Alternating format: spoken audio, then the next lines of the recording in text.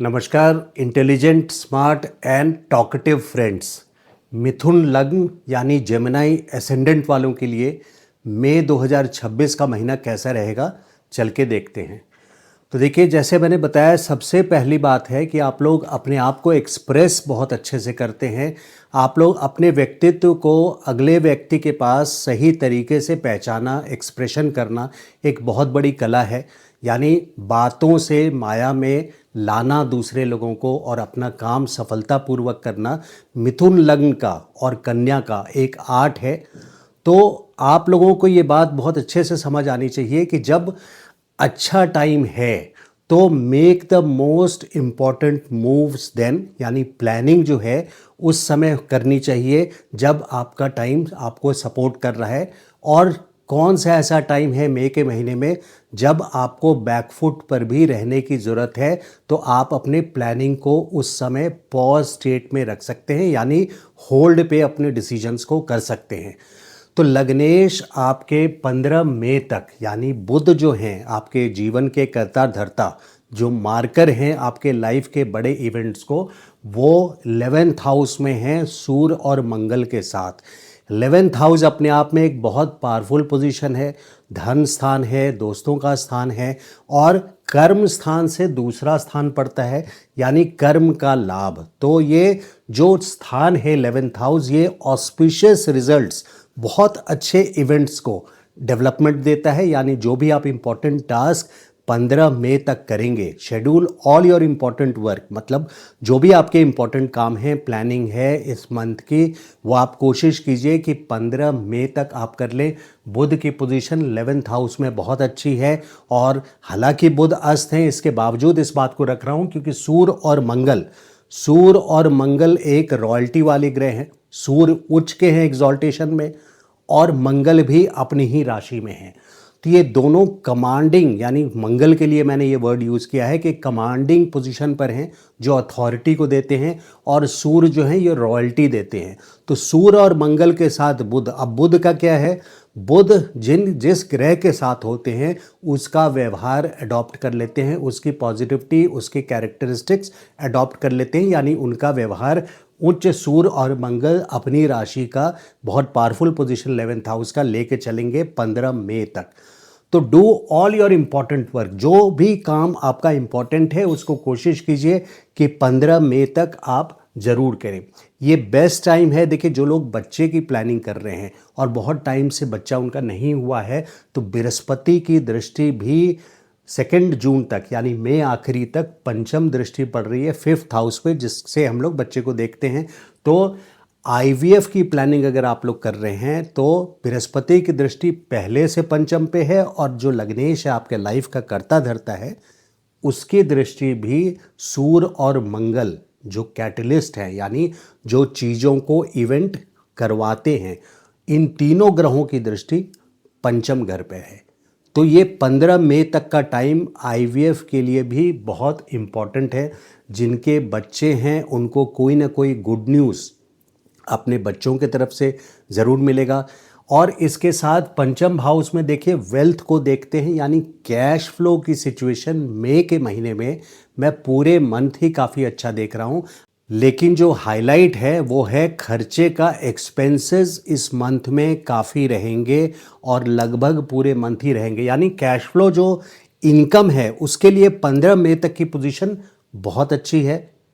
लेकिन शुक्र वहाँ पे 12th हाउस में है 15 मई तक, द्वादश भाव, जिसको खर्चे का भाव, एक्सपेंसेस का भाव भी बोला जाता है, अपनी राशि में है। शुक्र बहुत अच्छा रिजल्ट देते हैं, लेकिन आपको अपने ऐशो आराम, यानी फैशन के लिए, स्टाइल के लिए, बेटर लिविंग के लिए आपको खर्चे ज़रूर करवाएंगे। आपकी गाड़ी के ऊपर खर्चे ज़रूर कराएंगे। गाड़ी के ऊपर 14 मई के बाद भी पूरे मंथ करवाएंगे, क्योंकि लग्न में रहेंगे और ये आपके द्वादश हैं, भाव के स्वामी हैं, यानी खर्चे भाव के स्वामी हैं। तो हाईलाइट ये है कि पूरे मंथ एक्सपेंसेस विलफुली आप करेंगे, यानी अपने स्वेच्छा से करेंगे एक्सपेंसेस। और क्योंकि शुक्र का 12th में है, फिर लग्न में है, जो कि द्वादश भाव के स्वामी है, लग्न में आ जाएगा, तो आपकी मानसिकता ऐसी बनी रहेगी कि एक्सपेंसेस गाड़ी के प्रति, या तो नई गाड़ी लेनी हो तो इस समय आप शेड्यूल करेंगे, या फिर अपने स्पाउस के लिए मार्केटिंग करनी हो। वीनस रिलेशनशिप्स को रूल करता है, रिश्ते को रूल करता है, तो स्पाउस को भी वीनस से रिलेट किया जाता है टोटली। तो आप स्पाउस को भी शॉपिंग पे लेके जा सकते हैं। तो फैशन के लिए, स्टाइल के लिए एक्सपेंसेस होंगे, शॉपिंग में एक्सपेंसेस होंगे, गाड़ी के ऊपर एक्सपेंसेस होंगे। लेकिन यहाँ पे ध्यान देने वाली बात यह है कि 15 मई तक खास करके जो फीमेल्स हैं उनको लेट नाइट पार्टीज़ अवॉइड करना चाहिए 14 मई तक प्रिसाइसली अगर बोलूँ तो, क्योंकि शुक्र 12th हाउस में है, इस वजह से इस बात को बोल रहा हूँ कि लेट नाइट पार्टीज़ हो या लेट नाइट एक्टिविटीज़ हो, उसको आप 14 मई तक फीमेल के लिए, जो मिथुन लग्न वाले हैं उनके लिए इस बात को रख रहा हूँ। तो एक्सपेंसेस पूरे मंथ है, इनकम आपके 15 मई तक बहुत अच्छे हैं, बहुत इम्पॉर्टेंट काम आप 15 मई तक शेड्यूल कर सकते हैं। और 15 मई के बाद आपको बैकफुट पे आना है, क्योंकि बुध द्वादश भाव में आ जाएंगे, यानी 12th हाउस में आ जाएंगे, जिसके वजह से आपको कहीं ना कहीं आपके अगेंस्ट कोई लोग जो ऑफिस में अगर काम करते हैं तो आपके अगेंस्ट प्लानिंग करेंगे। ऑफिस के अलावा भी कहीं भी रहते हैं तो आपके पीछे बैक बाइटिंग जैसी चीज़ 14th मई के बाद से आपको बहुत देखने को मिलेगा 29th मई तक। तो 15 से 29 मई तक आपको खास करके देखना है कि आप 15 तारीख से लेके 29 मई तक आपके बुध जो हैं 12th हाउस में ये एक्सपेंसेस हाई करेंगे और कुछ ना कुछ बैक बाइटिंग आपके लिए ज़रूर होगा। सो इस टाइम पे आपको इम्पॉर्टेंट काम जो है अवॉइड करना है, होल्ड पे रखना है। आप लोग इंटेलिजेंट, मैंने वीडियो में इसीलिए बोला था।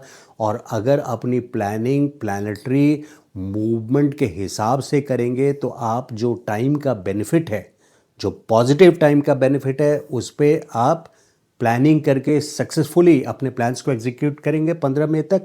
और 15 मई के बाद से खास करके 29 मई तक आप बैकफुट पे रहेंगे। तो आपके लिए अगर इस टाइम पे, यानी जब बैकफुट पे रहने का टाइम है 15 मई से 29 में, और तब आपने कोई इंपॉर्टेंट प्लानिंग कर ली, यानी कोई इंपॉर्टेंट काम को आप एग्जीक्यूट करने का, लागू करने का सोचे, नया बिजनेस है या कुछ भी है, तो फिर वहाँ पे लॉसेस आपको नज़र आएंगे। 15 से 29 तक कोई उधार भी नहीं देना है, क्योंकि वहाँ पे लॉसेस के घर में है, जो घाटा का घर है, जो खर्चा का घर है, बुध उस घर में रहेंगे।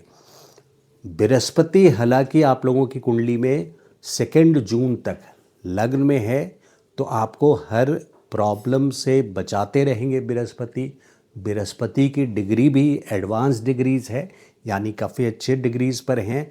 पूरी तरह से अपने इम्पैक्ट मई तक, लास्ट तक आपको कहीं ना कहीं एक सपोर्ट किसी न किसी सीनियर से, एडवाइजर से मिलेगा। बट हैविंग सेड दैट, 15 मई के बाद अगर आपको बॉसेस से काम है, देखिए मैं स्पेसिफिक डिपार्टमेंट से रिलेटेड डेट्स दे रहा हूँ और उसको उसी तक सीमित रखिएगा। अगर आपको बॉसेस से काम है तो 15 मई के बाद, क्योंकि यहाँ पे 15 मई के बाद से 15 जून तक सूर्य भी आपके 12th हाउस में चले जाएंगे, तो एक लग्नेश भी रहेंगे, और ऊपर से 15 से 29 लग्नेश भी हैं, और 15 से 15 जून तक सूर्य भी एक महीने के लिए हैं। तो गवर्नमेंट से रिलेटेड जो भी काम हो वो 15 मई से 15 जून आप अवॉइड करें। किसी भी अपने बॉसेस से कोई फेवर लेना हो, सपोर्ट एक्सपेक्ट कर रहे हैं, तो 15 मई से 15 जून नहीं एक्सपेक्ट कीजिए। देखिए एक और फिनोमिना बता रहा हूँ, वो ये है कि आपका द्वादश भाव का स्वामी शुक्र 14 मई को, 15 मई को आ जाएंगे लग्न में, और लग्नेश बुध जो हैं ये आ जाएंगे आपके 12th हाउस में। बुध यानी शुक्र और बुध का म्यूचुअल एक्सचेंज है, राशि परिवर्तन है, घर परिवर्तन है। तो 12th house and 1st house का आपस में लेन देन बन गया है, यानी खर्चे का भाव बन चुका है।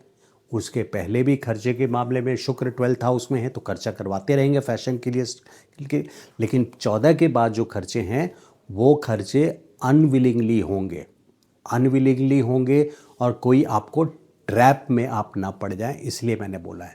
तो समराइज़ करता हूँ पूरे वीडियो को। 14 मई तक एक पॉजिटिव टाइम मैंने बोला है 14 नहीं 15 मई तक, और 15 मई से 29 मई स्पेशली केयरफुल रहने बोला है। सूर्य भी आपके 12th हाउस में है, लग्नेश तो हैं ही, अगर मैं की बात करूं तो लग्नेश तो आपके पूरे मंथ ही हैं। तो 15 से 29 स्पेशली आप केयरफुल रहिएगा। इस टाइम पे आप कट ऑफ फील करेंगे, कोई ना कोई आपकी प्लानिंग आपके अगेंस्ट करेगा, आप कट ऑफ यानी कहीं लगेगा कि आपको बॉयकॉट किया जा रहा है। तो इन चीज़ों को आप होल्ड पे डाल दीजिएगा। अगर इसी समय आप जो आपको कट ऑफ कर रहा है, बॉयकॉट कर रहा है, उससे टसल में पड़ गए कि भाई मुझे इंपॉर्टेंस क्यों नहीं दिया, तो वो टाइम होगा जब you will be the loser, आपका सॉरी फेस सामने आ जाएगा। व्हाट्सएप ग्रुप पर भी आप ट्राई मत कीजिएगा, क्योंकि पब्लिक प्लेटफॉर्म है, ग्रुप्स जो होते हैं वहाँ पे अगर आपका सॉरी फिगर हुआ तो एक एम्बैरेसिंग पोजीशन बन जाती है।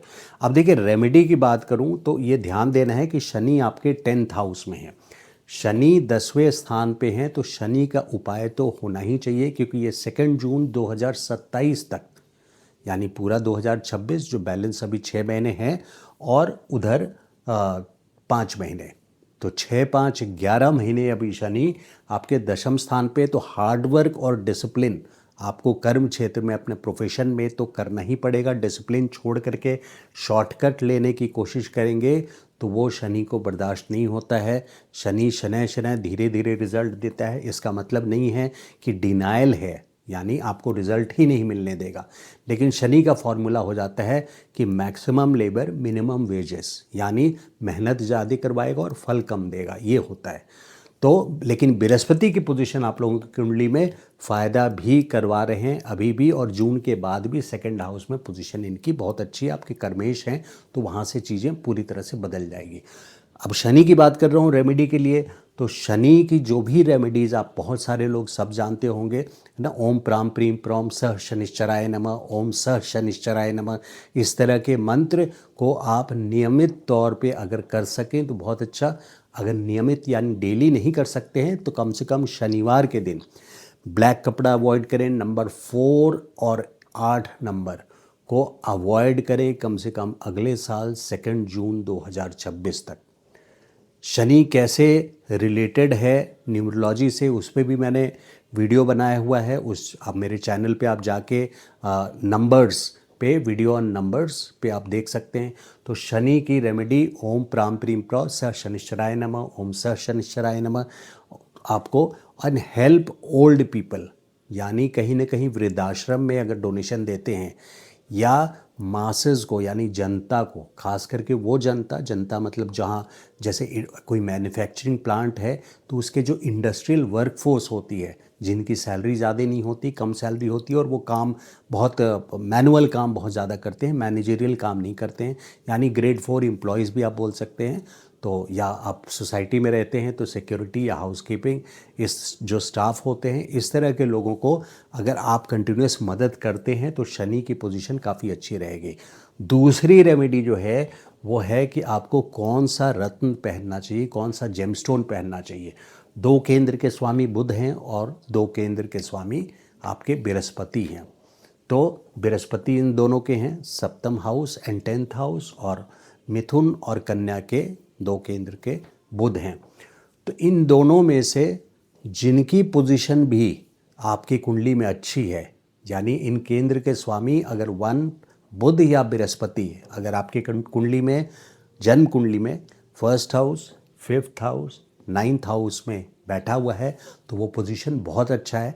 और अगर नहीं भी है तो अगर बुध और बृहस्पति में जिसकी पोजीशन भी अच्छी बैठी हुई है, अगर वो 6, 8 या 12 में ना हो, तो उसका नग आप पहन सकते हैं, यानी वो जेमस्टोन बुध के लिए पन्ना पहनना है और बृहस्पति के लिए पुखराज पहनना है। पुखराज का जो सब्स्टिट्यूट है वो टोपाज है, और पन्ना का जो सब्स्टिट्यूट है, जो ओरिजिनल जेम है एमरल्ड, उसका है ओनिक्स, उसको इंग्लिश वर्ड में ओनिक्स बोलते हैं, जो कि बुधवार को पहना जाता है, और पुखराज बृहस्पतिवार को पहना जाता है। तो ये है ओवरऑल विश्लेषण मिथुन लग्न वाले के लिए, जेमिनी एसेंडेंट वालों के लिए।